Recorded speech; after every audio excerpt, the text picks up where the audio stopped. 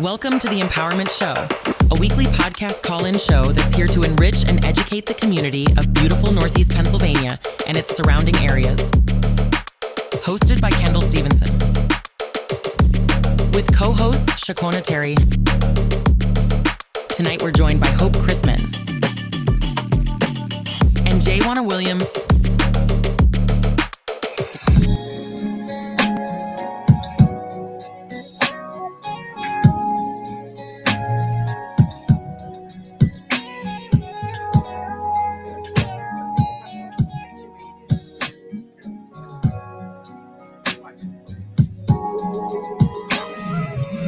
The opinions expressed on the radio program by the host, co-hosts, guests, and call-in listeners or chatters are solely the opinions and responsibility of the original source who expressed them.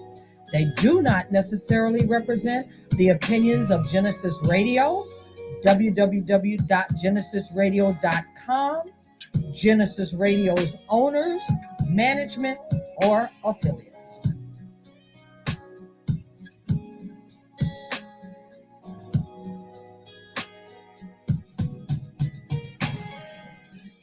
Good evening. Thank you for tuning in. My name is Kendall Stevenson. My co-host is Jwana Terry.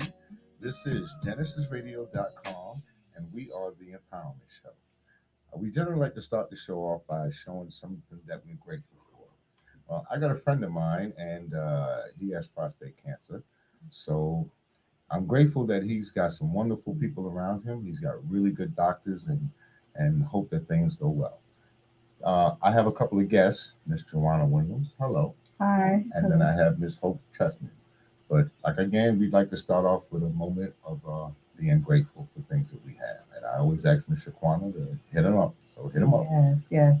Always grateful for life. Always grateful for love in my life, prosperity. Always grateful for God, first who's in my life. And for our lovely guests that actually keep us on our toes and keep us informed in the community. So thankful for them as well.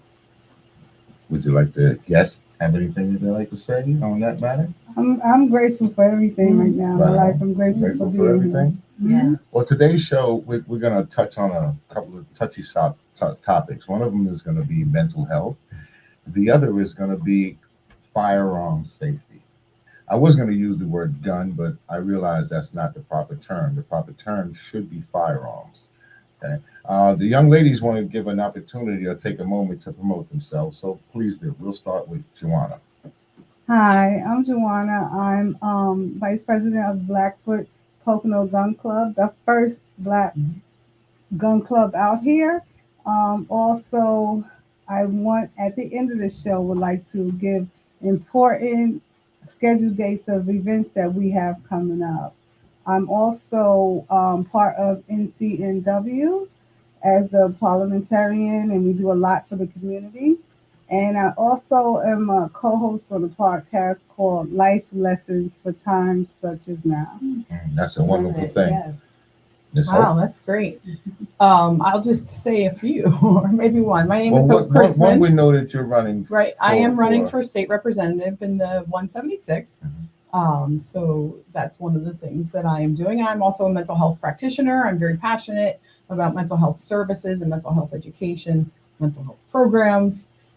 So that's the main reason why I'm here, of course. And I do a lot of things in the community as well. I coach. I'm really active in a lot of different things in the West End community and also the greater Monroe County community. All right, so we thought we'd try something a little different today, where we would marry mental health with firearm safety. Lately, there's been quite a few issues that's been going on where people have gone out and they've done these mass shootings. And every time they have one of these mass shootings, it always comes back to a mental health issue. So I'm trying to find out who should actually be responsible for these people. Should it be the person that sells them the firearm? Should it be their parents at home? Which we recently had a case where the parents have gone to jail because of that. Somebody needs to be responsible, a little more than just the person that has mental health. So who would like to go first and touch on that? Well, I mean, I don't know exactly that the person that commits the act is responsible. When you get your permit to carry, excuse me, when you file the application or the information that's necessary to purchase a gun, it's limited in the amount of information that it asks about mental health. And believe it or not, as much as this is controversial, I actually agree with that, because I feel that you might be limiting someone's civil rights if you're asking them all kinds of questions about their mental health. Because that would be saying, oh, you can't get a gun because you have, a certain kind of physical ailment. And so, it shouldn't be separated like that. But, there's so many different ways to look at this. I was just discussing this because of, coming on the show with some of my family. And, we were talking about if you get drunk, so you're at a bar, you get drunk, the bartender serves you, even though the bartender recognizes that you have had more than what you should have, and you go out and you have an accident and you hurt somebody, that bartender is responsible. But that is an actual physical, visual, interpretation of that individual. And you can tell when somebody is completely inebriated. But, someone that has any sort of mental health diagnosis, if they are following their regimen and, properly medicated or, seeking the counseling that there's, that they should be seeking, it's an invisible disease. So, and who are we to judge? Like, what are the levels? What are the levels of depression? What are the levels of bipolar? What are the levels of schizophrenia? You may have the diagnosis and have very limited, symptoms of that. So it's like, so how do we decide? We're kind of playing God a little bit.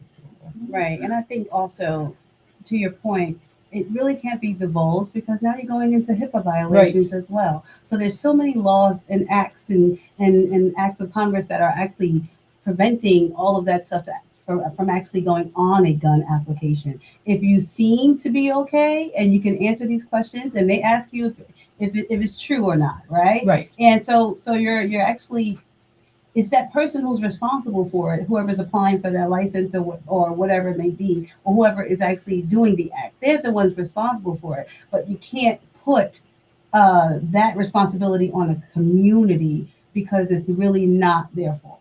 I wonder if the victims would actually agree with you. I mean, I would, as much as I understand and sympathize, I would hope so, because that's taking away all of our rights. So, I mean, an issue that we have, or not an issue, but if you are, if you use medical marijuana, you can't get a gun license. Right. So, a lot of people use medical marijuana for anxiety. So is it eventually gun control people? And I'm a Democrat, by the way, just so everybody knows. I am not anti-gun in the least, but medical marijuana a lot of times is used for anxiety. So if someone that's all about gun control says, wow, that's used for anxiety, so now let's start. If you take Prozac, if you take any one of the benzos in the anti-anxiety category, if you take this medication, you can't get a gun. I mean, it just opens up such a door, and it's really our civil liberties that are at stake there. Well, just a note, just to say a note about the medical marijuana.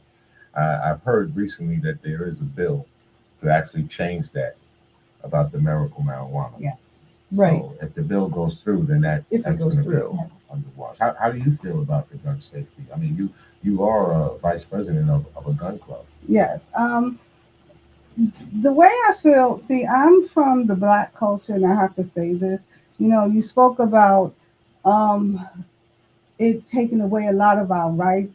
Most of our rights are already taken away. We don't have the same, possibilities, or I'm trying to think. We're putting too much on the mental incapacity of people. Well, the mental cases, I'm gonna say mental. It ain't come out right, because right now I'm kind of a little, I like what you said, but it's hitting home for me, because I have a lot of mental people that in my family, friends, loved ones. And do I want them to have a gun? No, I don't. Do I want it to come up if they go to purchase a gun? Should they have the right to get one? Not all of them. Not a lot of them. Now, when it comes to gun control, the wrong people have the guns. You know, people that don't care, they're not going abiding by the law. So if you're going to abide by the law, this is where a club comes in, say Blackfoot, where we're here to help make you responsible, be a responsible firearms person, owner, give you the confidence to carry it, and know what you're doing. So if I go out there and God forbid something happens to me, I have the confidence today to say, okay, I'm ready, I'm prepared, and whatever happens after this, I thought about it, I know what my target is, and it's on. It's Right. on. My question is, and I'm not familiar, is there anything that out there that's going to marry these two topics? You know, marry these two situations? Because if you're working in mental health community, my daughter also works in mental health, and then you're with the gun club. Is there anything that's happening currently that's going to put these two topics in one forum, right? And Great then question. and then try to address it from that angle, At least especially try to in find our some- community. Yeah, Right. find some solutions to these Right. issues. And that's a Correct. great question. And not just the bad guys are doing the shooting now No, no. that shoot the mental health No, people. they're not. Okay, you got the good guys. There was Right. I guess I can mention it, the Hall family, where the young man had mental health and they actually called for help, but yet he was still bang bang shot down. Right? Exactly. Okay, so you know they did. Along with this training, again, this is why I say who's going to be responsible. Well- if we need more training, if the police need more training, how do they get more training? And, Well, and how one do we somewhat change somewhat of the attitude of the country when it comes to mental health? Yes. Well, it can start with you going to a club, learning and being a responsible firearms owner. Especially like one thing people got to look at. What's the difference between a knife and a firearm? Nothing. They're Different. both weapons. A knife in your home is a utensil. A knife outside your home may be a weapon. Mhm. A gun in your home is a weapon. A gun outside of your home is Is a a weapon. weapon. Gotcha. Okay. And a weapon, let's just make it clear. A weapon is designed and it has one purpose, and that purpose is to kill. Okay, somebody can say the words protection, Right. whatever words they want to, whatever frame they want to put it in. When you put that weapon in your hand, it's to kill. Okay, you put 3 in the chest, he's done. Yes. Okay. And I feel also that is something when you're talking about firearm safety, Right. that is something that really needs to be expressed, which I'm sure you do. Because I know, depending on who gets elected into governor or president, you're going to have people that are all of a sudden, causing a panic that your gun ownership is at stake and what have you. And I recall when President Biden was elected, there was an individual a female that went out and bought a handgun. And I didn't know that this person was even was a shooter, that, whatever, anything with guns. And it just came up because we had just come back from Thanksgiving at my sister's house where we were all on the range. And so that's how it came up. And I said, really, I didn't know that you shoot. We can go shooting sometimes. There's these, great programs we could do. And she's like, no, I don't shoot. I'm like, well, you're getting your permit to carry. Do you have a gun? Yeah, I have a gun already. Well, how are you going to learn what to do? And she said, my husband will tell me what to do. And the fact that this person was getting a gun just because they were afraid that they weren't going to be able to get one because of the political powers that be, they now have this gun and they're going to take it out with them into the community, into the public, and not know what to do with it, not be ready to make that decision. Because if you're going to point a gun at someone who's coming at you, you need to be prepared to fire and not have it taken away from you instead and used against you. You're right. And that was going to be my next point, because it's not just people with mental health. There are people who are actually afraid and who need to learn how to be able to deal with their fears, especially, depending upon what it is. If it's of the opposite sex, of the, a different race, they need to understand how to combat those fears and and actually, get to the point where, okay, this is not an enemy of mine. I need to make the accurate assessment. And I think that's the issue too, because with the gun club, that's what you teach, but a lot of people aren't looking at it like that. Just like you said, to your point, it's you need to know how to use this firearm in the right way and under the right circumstances. But then how do you think you get to do that? By participating in a club. Yes. Okay, so I was one of the women that I was a little afraid of. Well, not in my old days, but now, as an adult, afraid of, like, I don't want to carry a gun. I don't want to, but I didn't have the confidence, I didn't have the skill set or the knowledge that I needed to actually be able to say, I'm okay having a carry a weapon. Sorry, firearm.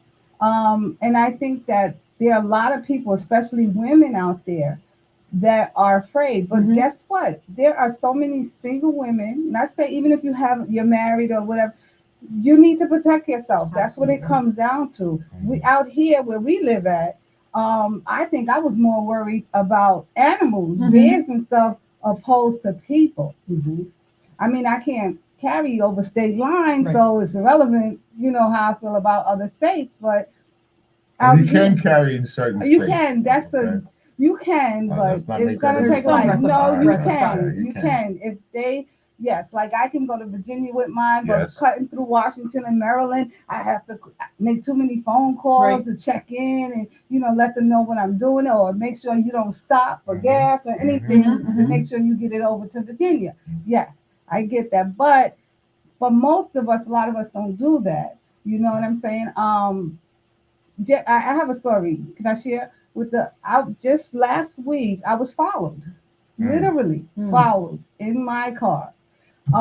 First I was like, no, I must be bugging out, but then the way I was going, I said, okay, let me go this way. Let me do this. Let me do that. They were following me. And it was a girl. It was a guy who was driving and a girl. And I was like, okay, I'm not going to get out the car. I found a way. I got away from them because they must have wasn't from out here, because where I was at, I went out one way. Where they was facing, they realized, oh shoot, I only can go to the right. Where I went out, where I can go left or right. Gotcha. So I went left. So I guess it was like, okay, she, we can keep following her. And the scary part of it was, as I was alert, but I wasn't scared or nervous. I was ready. Right. I was prepared. Well, I'll tell you a lot of problems right now. What I see with the issue is that it's been politicized. That's what it's been. And this not for nothing. No one's walking in your door taking your firearms. Okay? They're not going to do away with the Second Amendment. It's not going away. We have more firearms in this country than we do people. Right. So it's no way someone's coming in to take your firearm. But certain politicians have made that a point to make them afraid. They use fear as a tactic. They're coming to take your guns, so I better go out and buy a whole bunch more guns. Like when Obama became president, I think it was crazy the way people were buying firearms. So nobody's taking your firearm. They were afraid. And lots of reasons. Here's a question. What are they most afraid of? Most afraid of. Okay, we should be more afraid of them because they have more of the guns and they do more of the shooting and stuff, right?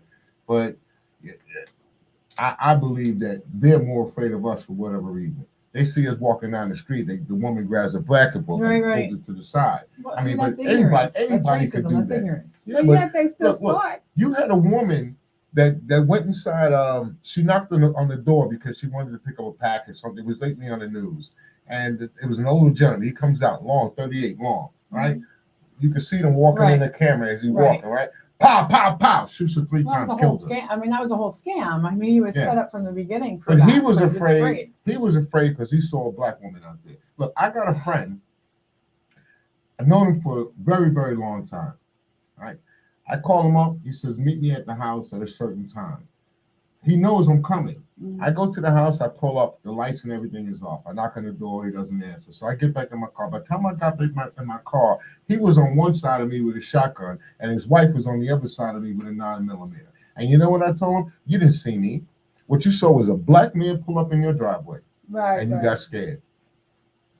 And so do you attribute that to mental health? I attribute that to Exactly. racism and fear. Okay, all That's right. what I Right. contribute that to racism and fear. Okay, it So- very well could be. And Right. that could be attributed to mental health. That is a mental health. You're right. No, I don't No. feel that Racism is. is mental Racism health. is not. You I know, don't let's think let's so. keep That's those not- separate. That's Racism is That's a thin line there. taught, It's right? It's definitely Right. something taught. Absolutely. So let's go back to what you were saying about how that fear, you know, how our elected officials or what have you put that fear in us, and you know, it's being fed. It's you know, fed by different organizations, fed by, you know, the NRA is Yes. huge I was gonna say on you can say it. fear. And you know, and I still have friends who are members of the NRA because they overlook that part. And I'm sorry, I can't give my money to an organization that you know is going to be fear mongering like that. I'm actually a member of the Liberal Gun Club. There is a Liberal Gun Club, and I've been a member for a couple years now. And unfortunately, we don't have anything local. There's a state chapter, but it's a Well, great. I just wanted to let you know, Blackfoot Gun Club is local. Right, I Yes. know. Well, I Yeah, already yeah. told them I was Yeah. going to be Yeah, joining. I'm just letting you know. Yes, y'all hear I that? already told them I was going to be joining.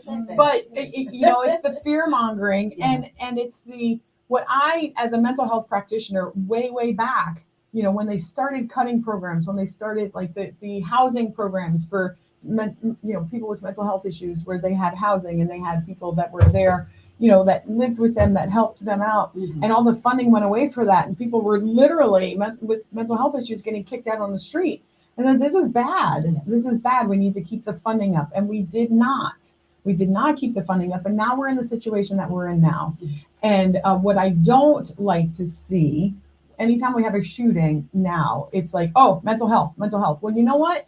You screwed us on mental health decades ago. Mhm. You can't blame mental health now. Give the money back, because they're looking to not blame the gun culture. Because I personally feel, and I've said this before, it's not in a sense guns that are the issue or firearms that are the issue. It's the gun culture that we have here in America, where guns have more rights Of course. than women, than Mhm. children. Yeah. Yeah. You know, and that to me is ridiculous. Is what is that like? You know, we're worshiping false idols. Mhm. But this is why you have to promote safety. Absolutely, I agree with Safety you. is the key, is paramount when it comes to firearms. Okay, and when you get to learn, you know, control, because you was talking about Mhm. control, having what's the difference between, you know, control, firearm, and safety. Safety. Yeah, they're under the same umbrella, but to me, being trained properly, knowing what you're doing. That's like if you go to Walmart, right? If you're a person that carries, right? You go to Walmart, right? And someone bumps you. What are you gonna do as a person that carries compared to someone who illegally carries? Ooh, What are you gonna do? That illegal person is gonna yeah. push you back, Mhm. or you as a legal carry and conceal is gonna say, wait a minute, As a is this really responsible, worth the fight? responsible, right? Is this really? Because if something happens and I have to pull out and I'm going after you, there could be a kid behind you. Right. There Yeah. could be someone else beside of you. These are things that are taught that you will learn from Blackfoot. Mhm. But I'm gonna tell you honestly, I've been around weapons for a very long time, Mhm. and had to do my thing. But you very well know that once you get into it, Right. as they want to say, Mhm. that adrenaline starts no to start turning to back. hit in. Right. And once that adrenaline hits in, and that heart starts to beeping, and boom, boom, boom, boom, like it's jumping out of your chest, and fear. Yeah, Oh, sure. I don't care. Not Absolutely. unless you're one of those people that have no remorse, right. but fear definitely comes in. It does. Okay. Basically. Because I remember sometimes we did our thing, and the first thing after it was over, the first thing I did, Mhm. checking for holes. Right. Right. And the first time I got into it, my head was on the ground, and I was doing this. Mm. But you was illegal. And I or was trained. illegal? United okay. States Army trained. Oh, right. Okay. Okay. So fear jumps in, that adrenaline jumps in, and that heart is beeping. Boom, boom, boom. So at Blackfoot, actually, when you're going through the process of training someone, you Mhm. actually teach them how to breathe properly. Yes. You actually teach them how to proper bot, how to stand How to properly, stand. hold the weapon properly. How to pull your weapon. We're taught how to, depending on what type of bag you carry, depending on where you hold your weapon, we're taught how to pull it out in time enough to defend ourselves, or you got to get used to certain things, and you would think that's so that's minute, but it's not. I tell you one thing though, in order to get to where we want to be in this country, that takes actual voting power. It Right. does. In order to get the it does. control of the safety or the proper training, that takes the voting power. Now, a lot of the voting power in this country is done through the electoral college. She can tell you about that. Of course. Right. Well, I mean, so we're looking at the national. We're looking at president, where the electoral college is used, and unfortunately, a lot of people right now, and I don't want to go into a debate whether you like it, don't like it, or whatever, but when I'm out talking with constituents, what I hear is people don't want to come out and vote because of the electoral college, because they feel their vote doesn't matter, it doesn't count. So, when we're looking at those federal changes, absolutely, the electoral college, and depending on, on the state, and are we a red state? Are we a blue state? Are we a purple state? In a sense, you can almost just figure out by looking at that who's going to win a federal election. But, it's really important that when we have, like in this, election year, it is a presidential election. But there are also a lot of state positions that are open, and on both tickets there are multiple individuals running, multiple candidates on for the primary, which is April 23rd. And so I urge individuals, look to see who's running on your ticket. I'm running for state representative. I'm running unopposed, which is wonderful for me. That doesn't mean don't come out and vote. We still need a good showing to come out and vote. And just to remember that the electoral college is only on the federal level, that when you're voting on the state level, your vote matters. We've had people lose or win by just a handful of votes. A friend of mine ran for an office that lost, I believe, by 3 votes. Your vote matters. At least he was Thank in you the for running. He was in the running. Thank you for explaining that, because a lot of people don't understand No, and that. I think it's really important that, when anytime anybody says that to any of us, and we're in conversation, and somebody's like, oh, my vote doesn't count because of the electoral college. That's only for president. Well, I tell you, if you want to get any rules or any of the regulations or any bills passed when it comes to gun safety, then they have to be voted on. Oh, yes. Everything that we need in this country have to be voted on. Is that not true? Absolutely. Yes. Okay, so gun safety and gun control, this is why I kind of marry the two, because I say one without the other, they really don't exist. What you have is anarchy. You don't have rules and regulations, you will have anarchy. We go back to the Wild Wild West.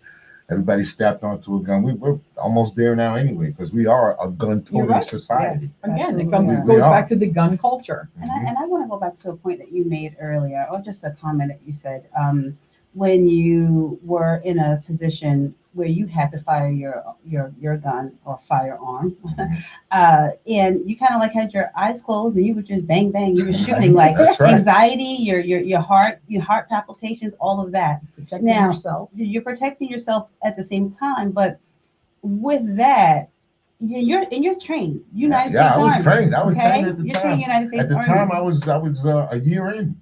Exactly. So with you doing that, right? With you taking those actions, and then you have someone on the flip side who isn't trained or who may have anxiety issues as well, not necessarily mental health, right? But anxiety issues. How is that okay? We can't, because the way that you, and I'm not trying to pick on you, right? But the way that you explained it was like, okay, this is what I do, but it's still, I think it's almost the same thing when someone else does it. If they have a mental health issue, they're taking, their mind is far removed from it as well. Right? So they are in the same position as you are emotionally. So really, both of the emotional intelligence is actually taken out of both situations. Absolutely. Well, I can Absolutely, agree. I I agree can with you. agree, but I don't agree. Okay. And I don't agree for a reason, because it's not a mental health issue. I'm not going in Right, he there. wasn't saying This is something that's triggered right away because of a response. I understand that, and that's But you exactly said what you were trained. happens. Even though you're trained, Yeah. even though you're trained, people follow you in a car down the Right. street, Mhm, right? mhm. Right? And suppose you actually had to get up and do something. Right. Right. I just pray. I Some- do what I yeah, gotta do. Some people freeze up, even though they've Yeah. been trained. That's I you're understand And right. they pull it out, but that's not. I wouldn't No, consider no, that no. to be a mental health. No, No, I'm definitely not not. saying that is mental health, but I'm saying it's actually the same reaction that a person with mental health. Because like I said, my daughter deals with mental health patients, and I have mental health people with mental health Right. issues in my Situations, family, and their brain is reacting the same exact way, except that they're diagnosed and you aren't. Well, no, well, see, here it is. Right. Here it is. I'm just saying. Wait. Here we go. Okay, all So right. every time I see one of these mass shootings, Right. and I hear about these mass shootings, well, none of them people look like they're afraid. I see them when they Oh walk my inside God. of the They're school. not. They walk inside the school. They lock, cock, and they go do their thing. You And gotta none of understand, them too. look like there's fear or any remorse. That's another thing with the. Yeah, with the I difference. agree with that. They have no remorse about taking a life. I agree with that, and you have to understand too. Lawyers, the judicial system, some lawyers actually in order to win as a defense attorney, that is what they're going to use because they know that's the one that's going to be more Right. lenient. Right. So it may not even be that person has a mental health issue, and that's why mental health Right. is getting a bad rap. Absolutely. It's because that defense that they're using. It doesn't necessarily mean that they actually have one. You Right. can walk in and see that person. No, they did that intentionally. It was something that was premeditated, and you know that. But guess what? That defense attorney, because mental health is on the table and can be taken lightly, Right. and they're going to get less years or whatever it may be. Right. They're going And to here use it that is. as a Here it is. defense. Here it is about a court of law. It's not what you say, but what you can prove. So Exactly. if you go into a court of law and you scream mental health, where's your records of it? Right, and that's supposed to be You gotta tested. you gotta be tested. Someone has to test You you and can't say, yes, you have mental health. I Yes. understand Well, that. and so I mean, let's go into the. I mean, I'm not an attorney. I don't even play one on television. But you know, when you go, you know, into court, they're going to. I've watched enough Law and Order. They're going to do some sort of a psychological evaluation on you if you've been charged with something. But I think you know what we're doing here is we are just mass labeling mental health.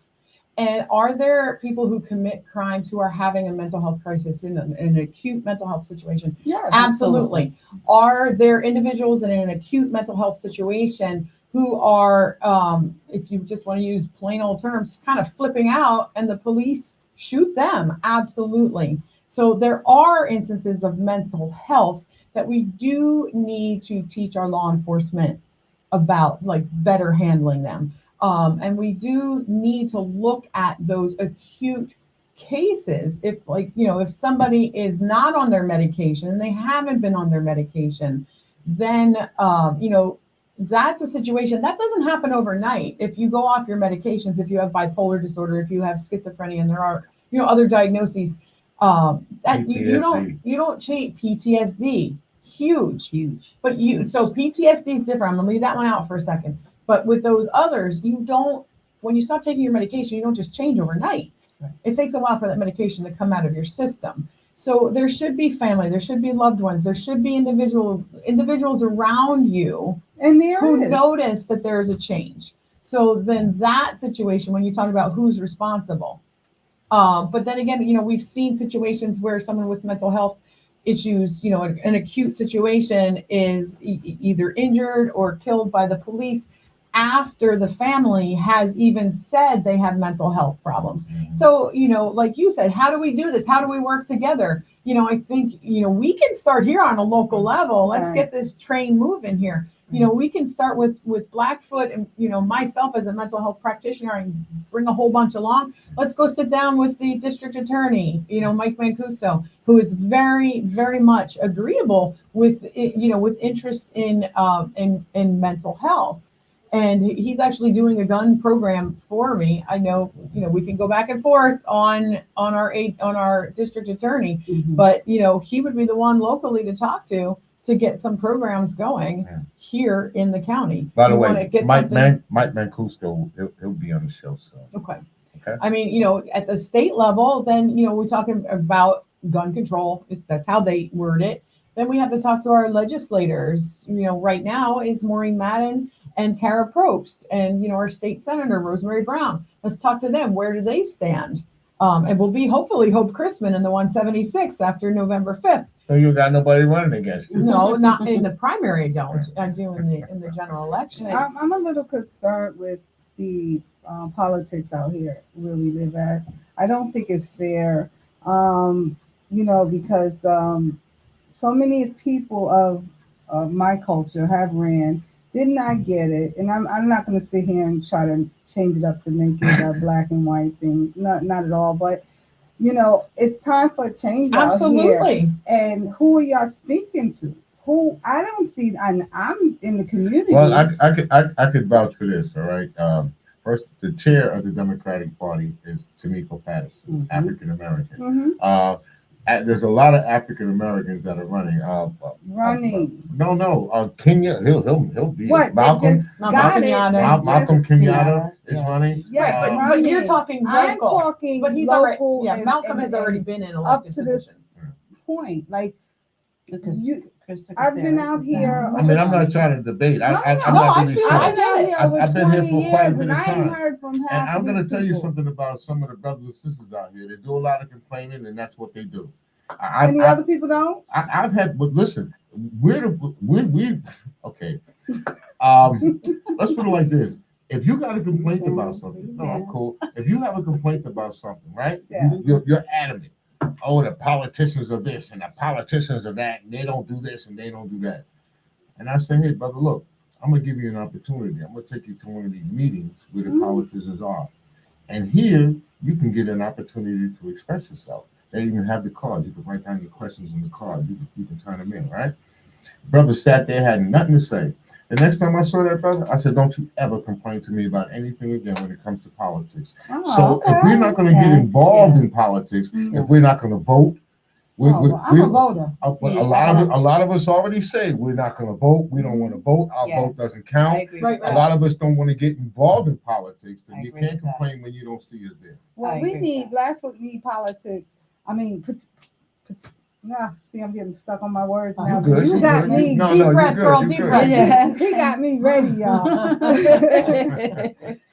Because would like to hear more from politicians on another level with gun control and gun responsibility. Mhm.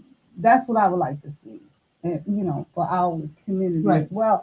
And to be honest, for as far as people with mental issues, I think that it needs more research needs to be done because we now that certain cultures are seeing more mental cases, just like the opioids. Now they have a different name. Now we really can seek help. It's been out there happening and there was no help. I think the issue with that as well is that, and if we're talking about the Black community, they don't. We for a long time, mental health was not a thing, Absolutely. and we did not go to the doctor to Right. That's true. get that diagnosed. And it's always been something else other than mental Right. health. Okay, so I think that we are I think we are years behind Oh my gosh. when it comes to that and recognizing that that is an issue in our community. Yes.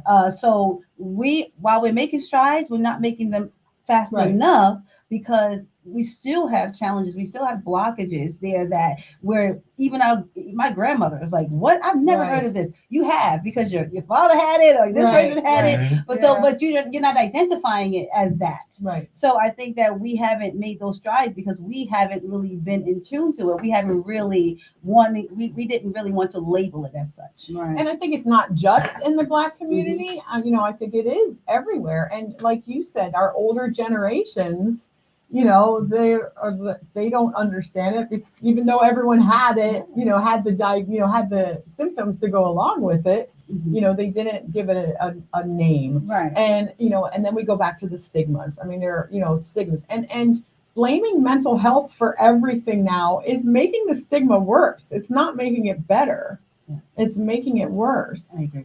So mental health is getting blamed for everything. Listen, if anyone, and I apologize for using this term. They used to call it going postal.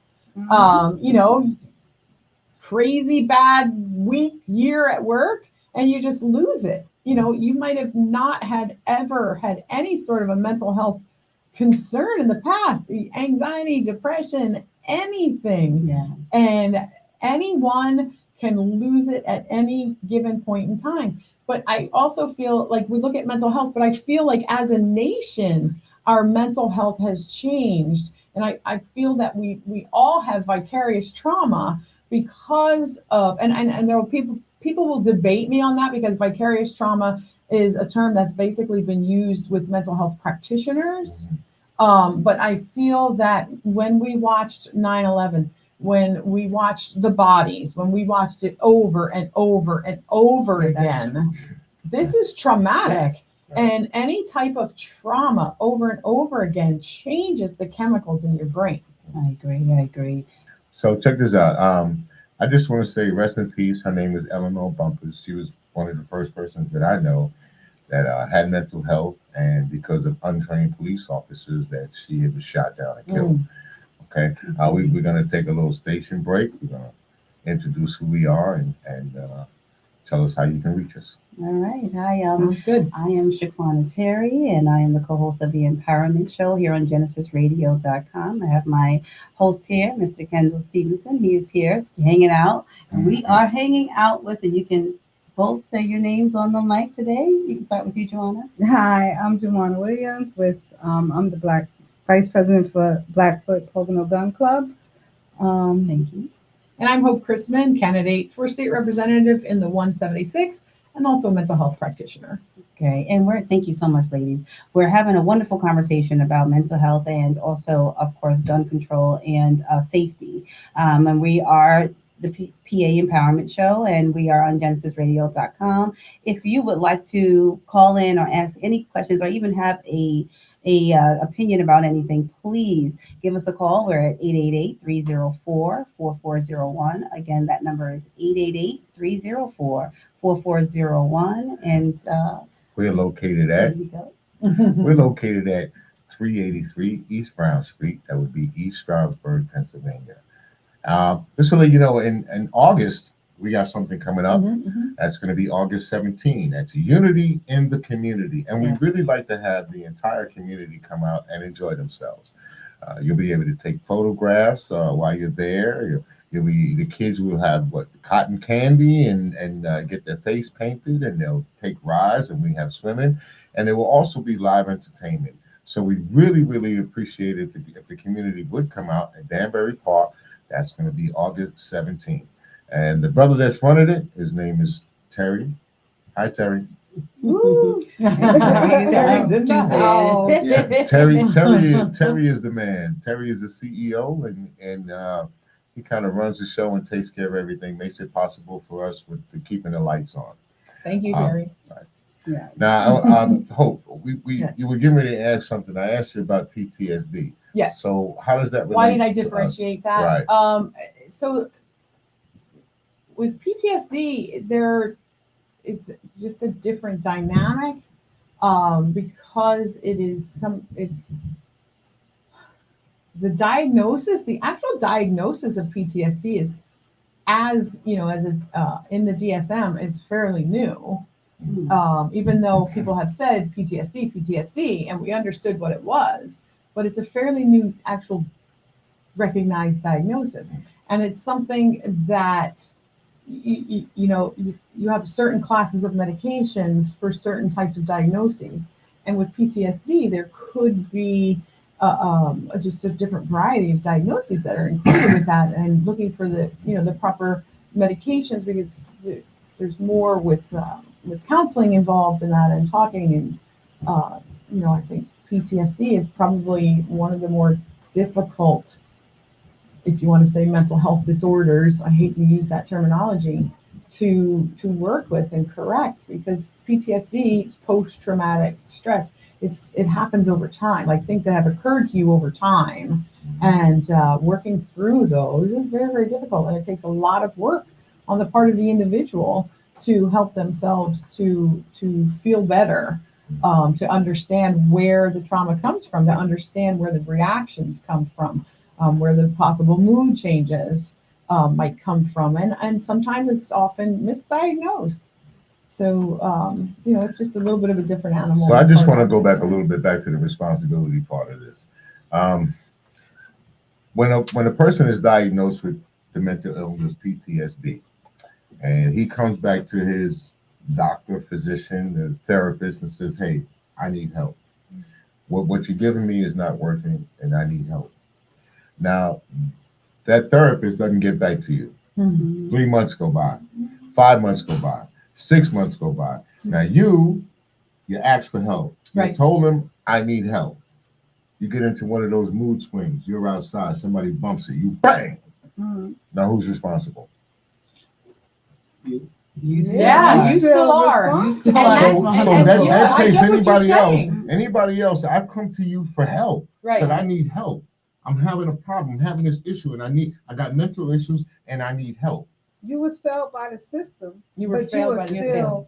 Responsible. Now that doesn't seem fair. No, it doesn't. When we talk about the person with the mental health, how we address the person with the mental health, how it's not fair to them. Right. How it's not fair to them. I agree. That's one of those things that it seems like you're being pushed to the side. Right. You know? Let me just say, let me just put it into perspective for you when it comes to mental health and the practitioners that aren't available right now. Exactly. Because it's so new, right? And my daughter, she's going to Villanova for her master's. And the director of the program said that there's so many schools, so many places that are hiring for mental health counselors, but they don't have the counselors for it. So there are more jobs out there which is so crazy now, right? That's different in a lot of places. Usually you have more candidates than you have jobs, but you have more jobs than you have candidates right now because or licensed counselors. And they're trying to do something about that. Like I said, they're making headway, but you're going to have kids coming out of school. My daughter's 22. She's going to be coming out trying to diagnose someone 56. Right. She hasn't had that life experience, So I think that there's so many different moving parts that go along with this that they just cannot be solved overnight. Right. I agree with that. We definitely don't have enough mental health practitioners.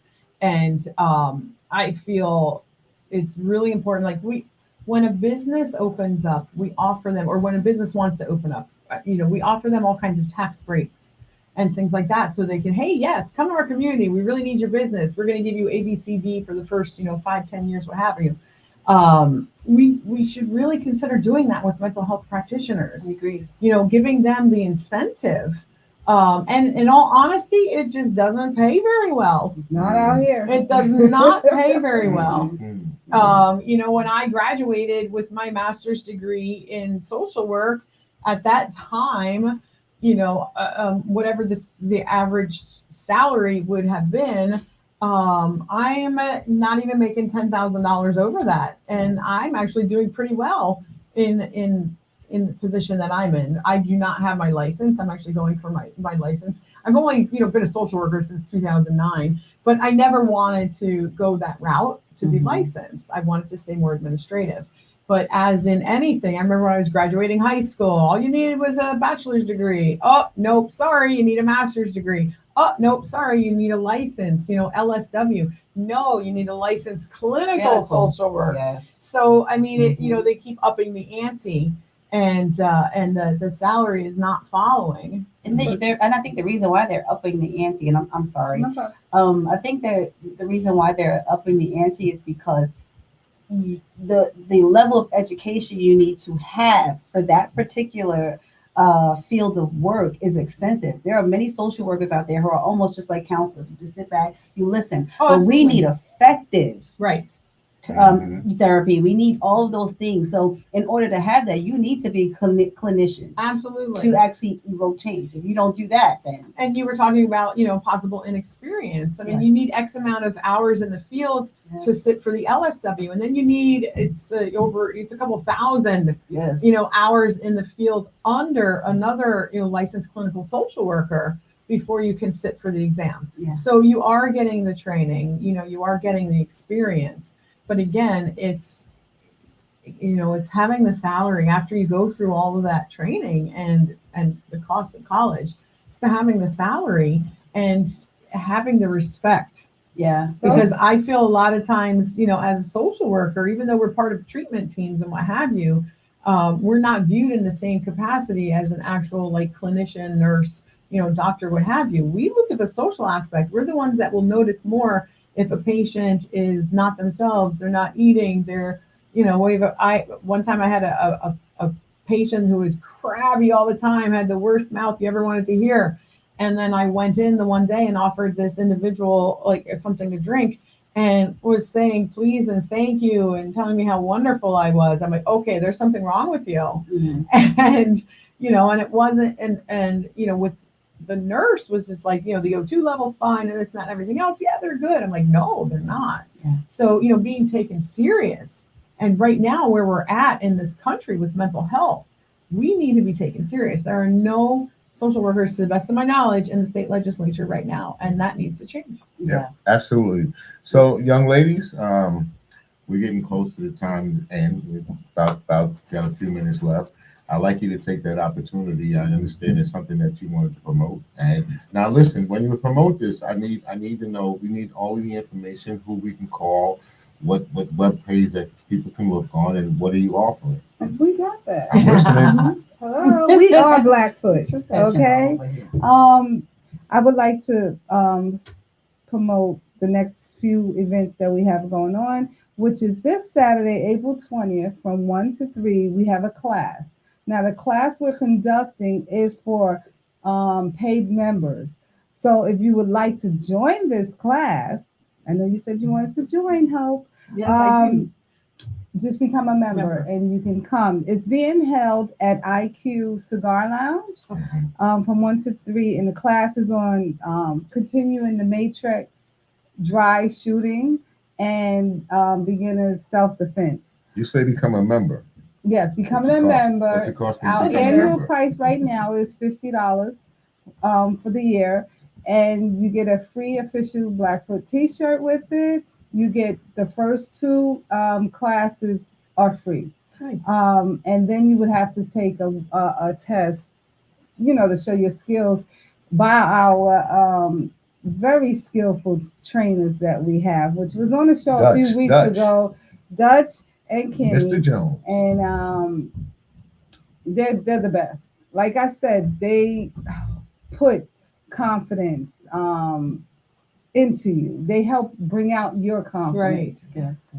So another event though that we have going on is at the huge library in Stroudsburg, right? We have a greet and meet, which we have it every 3 quarters, where we have a greet and meet from 11 to 1. You come out, you meet the board, you meet other members, and they sit and tell you a story. So if you're not sure you want to become a member, just come to one of the greet and meets and you'll hear everything. What date was that? I'm sorry. That is on Saturday, April 27th. From Saturday, 11 April to 27th. 1.